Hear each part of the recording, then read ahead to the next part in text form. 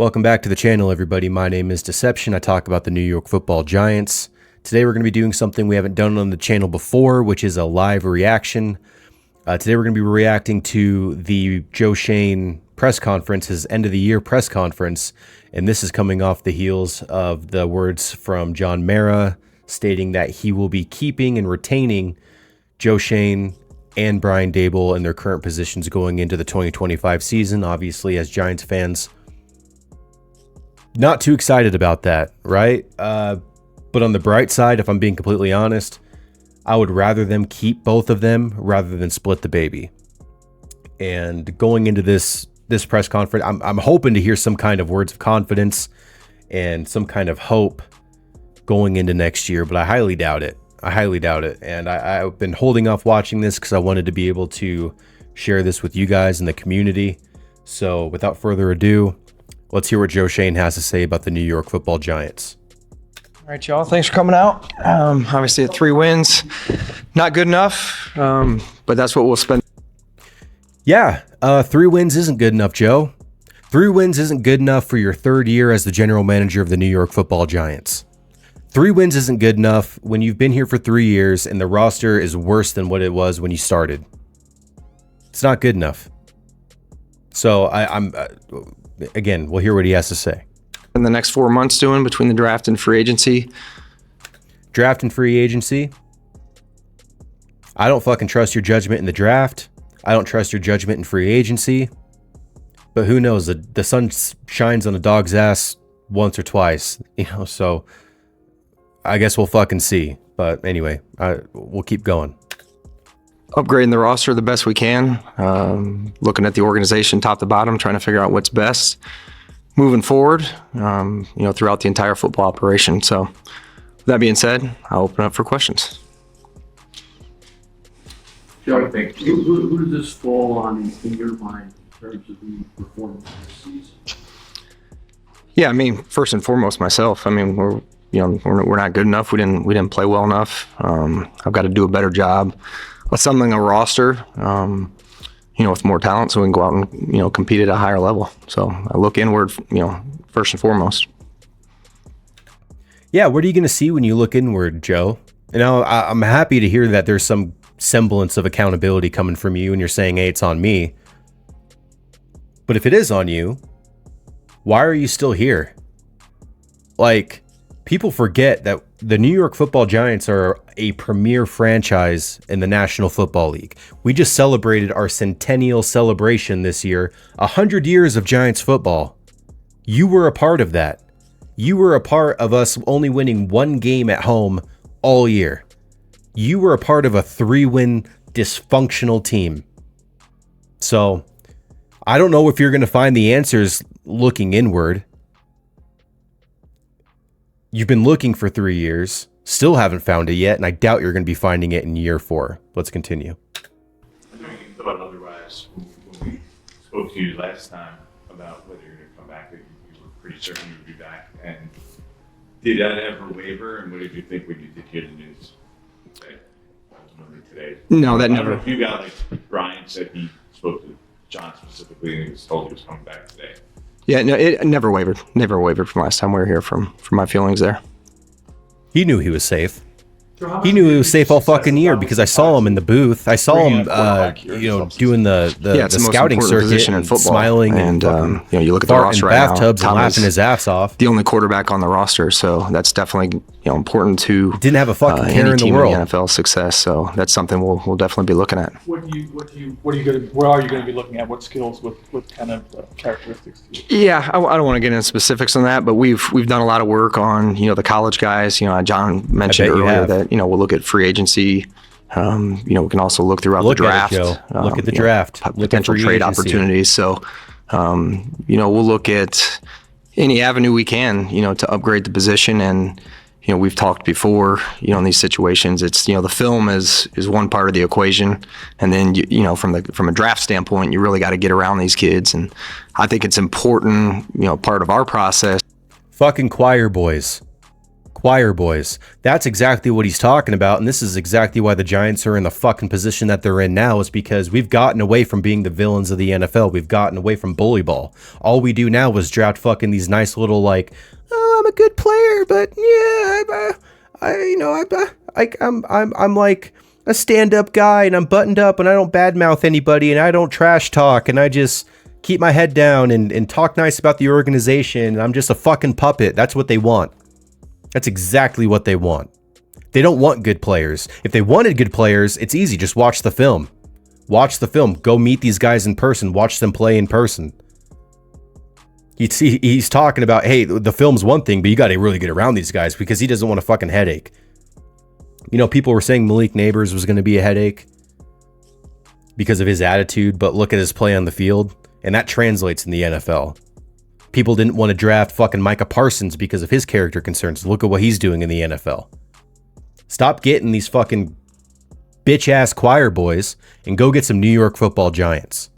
That's that we try to get around these kids every year. So when, you know, they are free agents or a trade opportunity presents itself, you've spent an ample amount of time with these guys on who they are as people and their ability to learn and process information. So, Do you have any regrets about not adding a quarterback from the draft last year?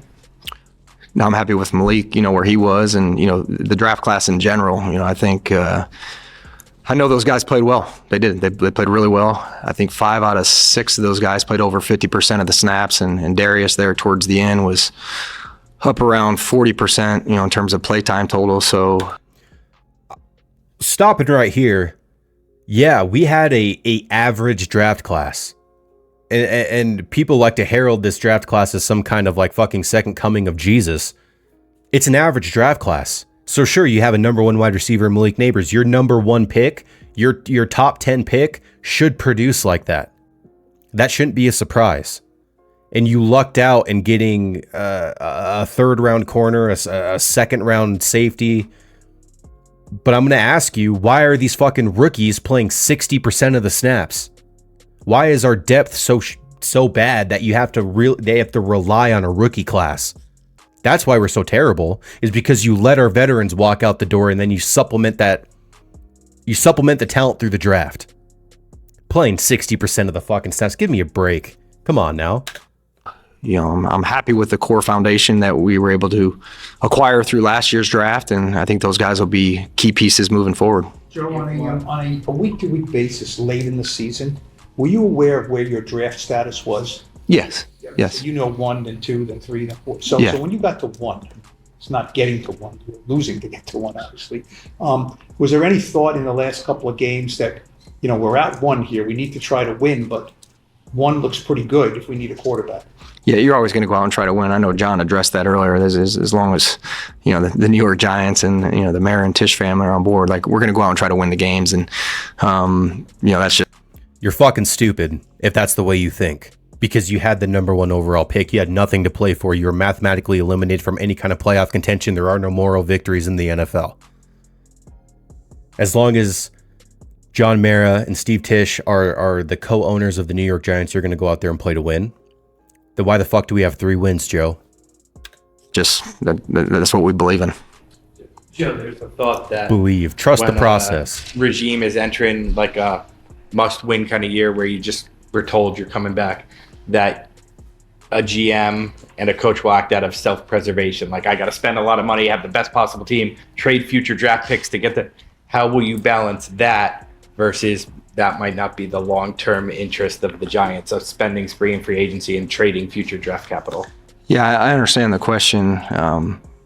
You're I've going got to a have tremendous to. amount of respect for the Mara family and the You're going Tisch to have family. to, and you're going to fuck it up with the next And, general manager. Yeah, I would never do that. You know, I understand You're we're gonna going to limit build this thing the right our way. talent pool of people And that'll actually want to come. I'm here not going to because you're do gonna trade away our future. a Hail Mary for self-preservation or anything like That's that. We have a plan exactly in what it place that is, we a believe Hail in. Mary for self-preservation. And we're going to stick with that. And again, I've got a tremendous amount of respect for ownership and, you know, what they believe in, and we have really good communication with them, and they understand our, you know, where we are and where we're trying to go, and there will be no Hail Marys. You've heard it all that you won't get enough time to fully realize that plan No. when your turnaround comes. Listen, we're here. We're picking 3rd in the drafts. as we built this thing, when Daniel had the ACL a year ago, not knowing how he was going to come back, we also had to be conscious of what may be on the horizon. So, you're kind of working on parallel tracks. So we're sitting here with $40+ million in cap space and over 100 the following year.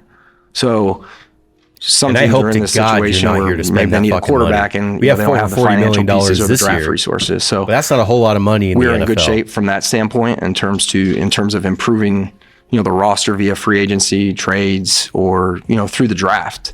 And I've got a lot of confidence in, the people in the building, the process, and, I've got a lot of faith in the plan that we have in place moving forward. Moving forward, you have a plan. So the plan beforehand, the plan the last 3 years, we're just throwing that out the window. That plan is scrapped. But I have faith in the plan moving forward. You have faith in the people in the building. What have they done to prove to you that they're worthy of your trust? That they're worthy of remaining in those positions? The New York Football Giants, ladies and gentlemen. Joe, are you under the belief that you need to make the playoffs next year? No. Yes. Again, we got to continue to build it the right way. And if we have a really good roster and, you get close and again, I think John said it to you guys earlier, progress. And we're at 3 wins. We didn't make progress in the direction we wanted to this year. And it's not good enough. And it starts with me, and I understand that. But, to have an ultimatum, you make the playoffs or you don't, that gets in a little bit of the question Motherfucker's earlier. a Like, used car salesman. that changes things, but that's not it. Like John believes in the people in the building and Steve, and they're Yeah, he's a giving fucking idiot. us the ability They're both to idiots. to build it They're the not right way. football people, especially Steve Tisch. What were your conversations like with John on Friday? You said you spoke.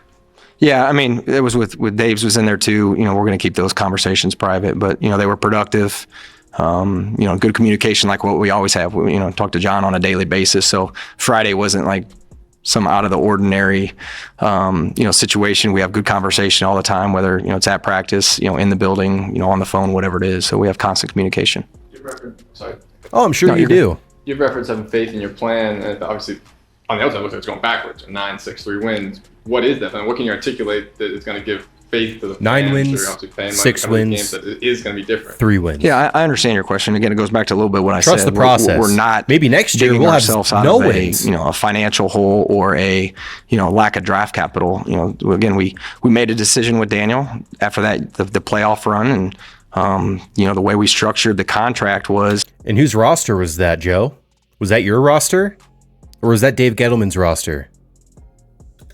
We're going to do the best we can to try to surround him with, weapons, upgrade the offensive line, which we did this year, and see how far we could go with Daniel. And unfortunately, it didn't work out. But at the same time, we're not, our hands aren't tied behind our back financially.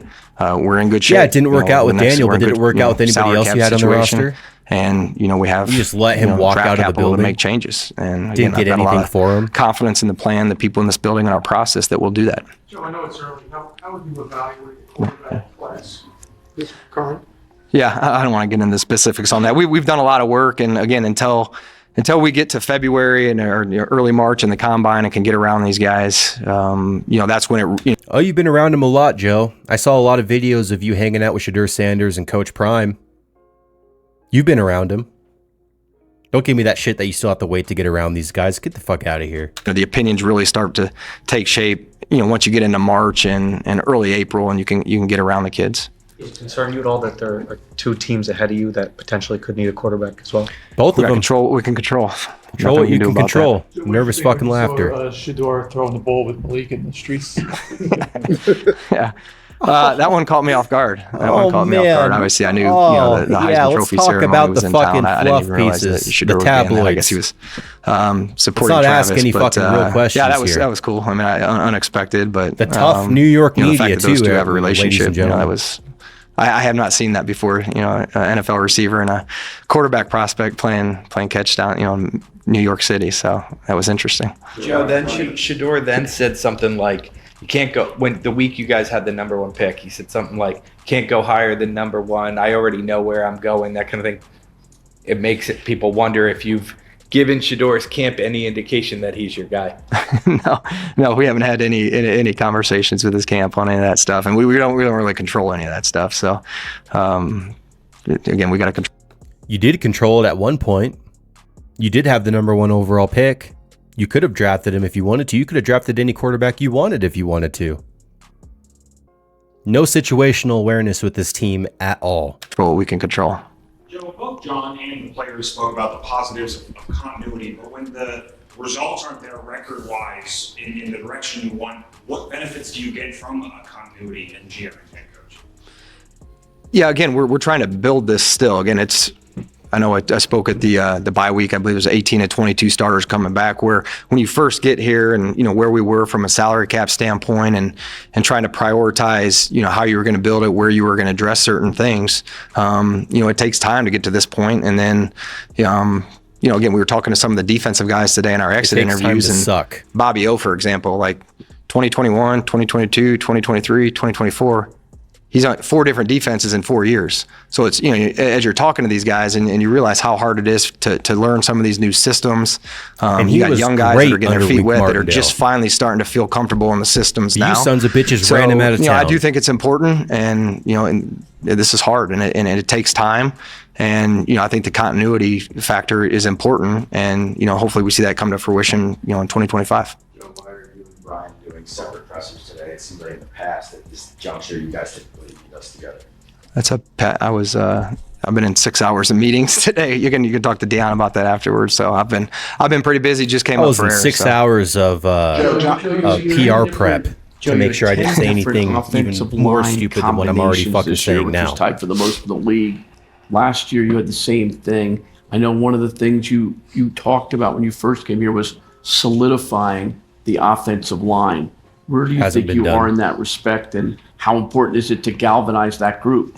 Yeah, that's a good question. I felt pretty good about it through the. Listen here, I'm going to answer it for him. Okay, the offensive line fucking sucks, and not because of the talent, but because you have, partially because of the talent, but you have an all-pro left tackle that can't stay fucking healthy. You have a number 7 overall draft pick in Evan Neal, a right tackle that can't stay on his feet. You have you drafted guards that you're trying to move to tackle. Your second round pick at center can't stay healthy, and when he is on the field, he's fucking average at best. You're scrambling to find guards and depth pieces like a week before the season starts. You don't prioritize the offensive line in the draft. You don't prioritize the offensive line in free agency. Play stupid games, win stupid prizes, people. First 6 weeks, and then when AT went down, there's certain players on your roster that are difficult to replace, and I would put him in that category. So again, when we were rolling with those 6 guys, I felt good about it. We made significant gains in terms of the amount of sacks.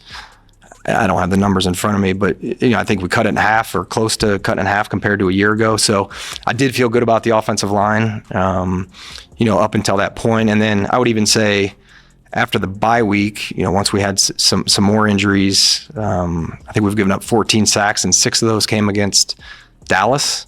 Last 2 weeks we didn't give up any sacks, so not as bad as the year before. So I do think there's some improvements. Again, for the last 2 weeks to not give up any sacks, with the different amounts of guys that were in there. So I do think it's better. So all the guys are coming back except for GVR and Stinney are the 2 UFAs amongst that group. Hubbard as well.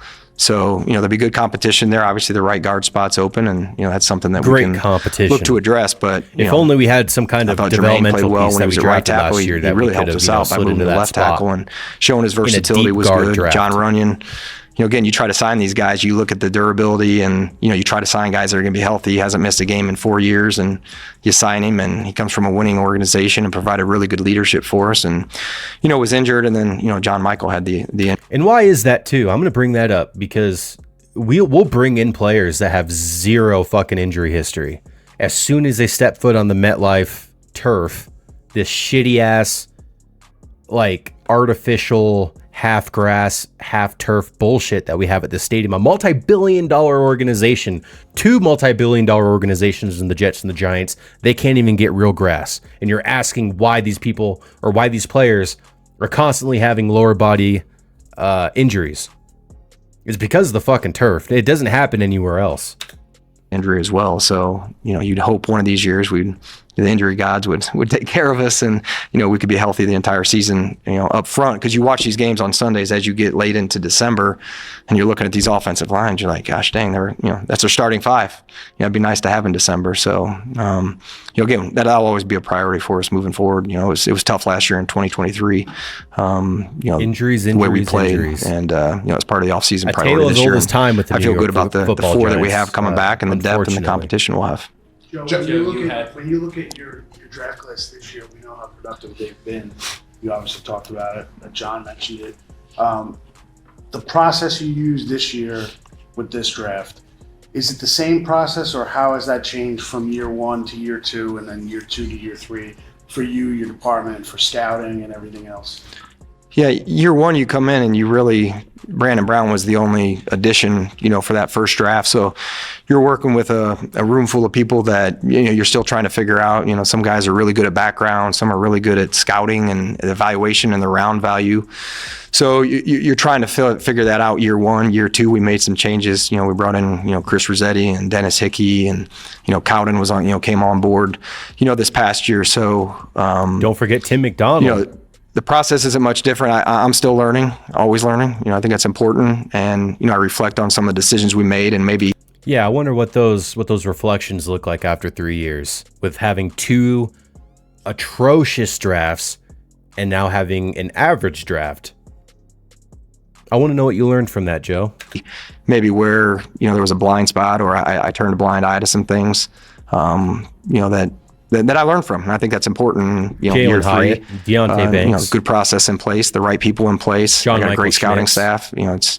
It's unique that we took a player from each scout's area. So each scout of our road scouts who do a phenomenal job of Yeah, and I would like to know exactly which scouts are responsible for which players.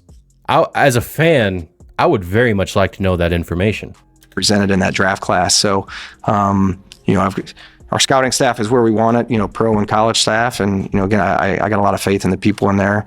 And, again, I think you saw the results from the draft class this past year. Do you let yourself go back and think, if you had your process before this class, if you were able to somehow go, I know you can't go backwards, but are there things that you looked at that maybe would have been different in those first 2 draft classes if you had this team together the way you have it set up right now? Yeah, and that's what keeps you up at night. You're always evaluating everything, and you want to be perfect, and you're dealing with the ultimate equalizer and human beings and people, and how they're going to react in different situations. Yeah, I get it. You can't be perfect in a draft. No GM is ever going to be perfect and bat 100.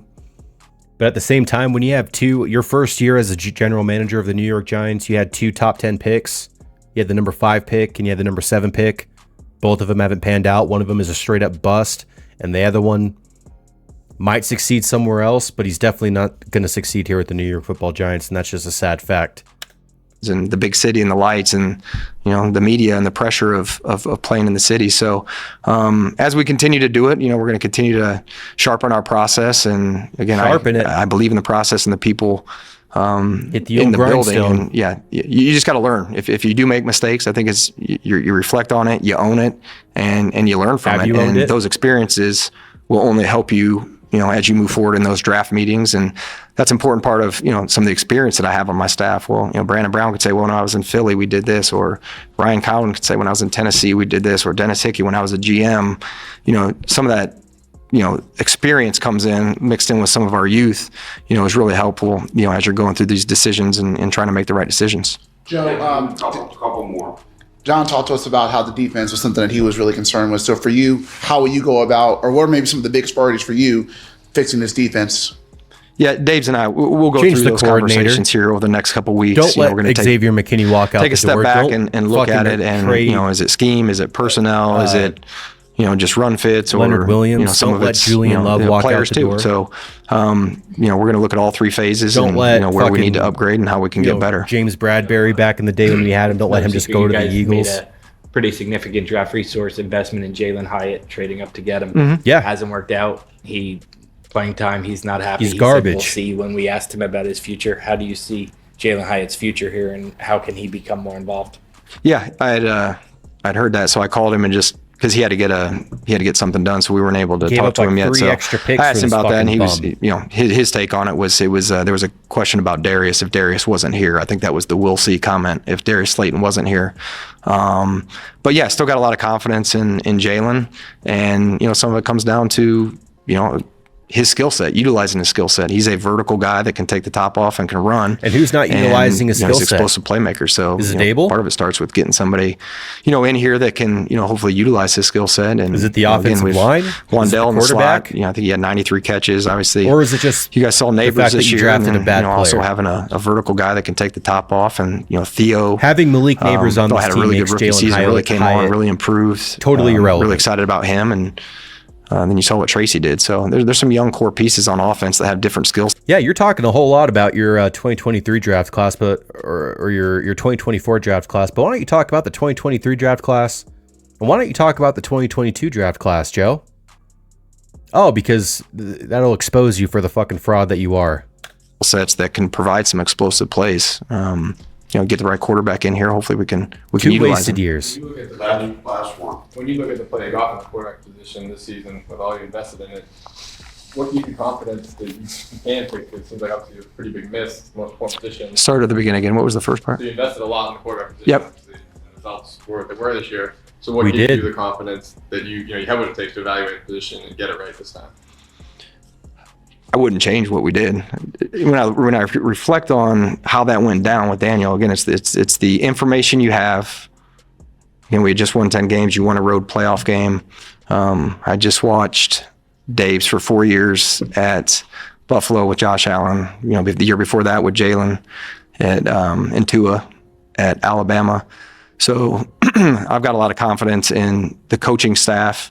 Again, I've got a lot of confidence in our process. Did you watch him We've done anywhere these else? Quarterback deep dives the last 2 or 3 years, and I would say, you know, the players that Fucking we were cherry high picking. on have went on to have solid rookie years or second years, whatever it may be. So again, a lot of faith in my staff, a lot of faith in, you know, the coaching staff with if it's draft or free agency or who we sign, that they would be able to develop them.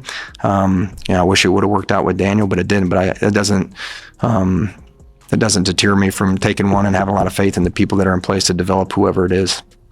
Can I ask one more? Evan Neal, you guys have been reluctant to move him to guard in the past. Is that something that's going to be on We the can't table, evaluate you think? talent. We didn't and speak can't with him develop about that talent. today. Again, those will be off-season conversations if that's something that we decide. But that didn't come up in our And when conversations. we do with actually Evan have today. talented players, we let them walk right out of the freaking door. And that did nothing to make me any confident going into next year. Screw this guy. Who the hell does he think he is, man? Man, the more things change, the more things stay the same with this fucking team. Because there was a moment there where it was like we were just fucking going through head coaches like candy. We were holding on to general managers a little too long, and I fear that's exactly what we're going to be doing here in this situation. If it doesn't work out next year, probably going to let Brian Dable go, and we're probably going to keep this freaking lunatic. So, that was my first reaction video, guys. I appreciate you guys stopping into the channel, checking it out. Hopefully you guys got something from this. If you like it, I actually want to hear what you guys had to think about this press conference down below. Maybe I'm just crazy, but that did nothing to instill any kind of hope or belief in this current regime going into the 2025 season. And I don't trust them to make the right decisions in free agency, and I don't expect them to make the right decisions in the draft. So if you guys like the content, feel free to go down below, like, subscribe, and let me know what you guys thought. But if you guys do like this kind of format, feel free to let me know. And, I'll see about reacting to the Brian Dable and John Mara press conferences as well, because I still haven't seen those either. But until next time, guys, I'll catch you guys on the next one. Peace.